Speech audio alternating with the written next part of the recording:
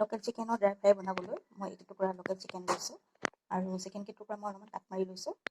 আৰু মই লৈছোঁ এইখিনি চয়া চচ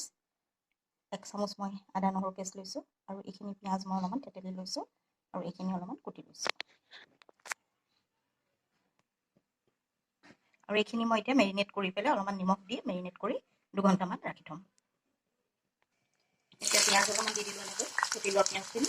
আৰু গৰম হোৱাৰ পিছতে পিঁয়াজখিনি ৰঙা পৰাৰ পিছতে মই এটা কাম কৰিম পিঁয়াজখিনি ৰঙা পৰি আহিলে আৰু এতিয়া মই ইয়াতে চিকেনখিনি দি দিলোঁ দি পেলাই অলপ দেৰি মই ফ্ৰাই কৰিম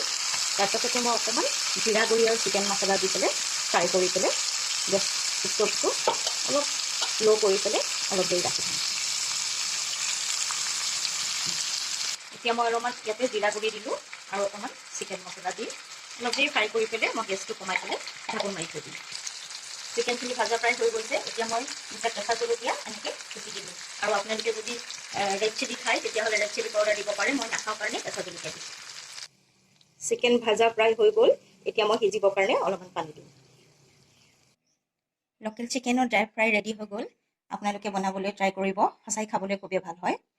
আৰু আপোনালোকলৈ মোৰ এটা ৰিকুৱেষ্ট থাকিল আপোনালোকে মোৰ ভিডিঅ'টো চাই লাইক কমেণ্ট শ্বেয়াৰ কৰিবলৈ কিন্তু নাপাহৰিব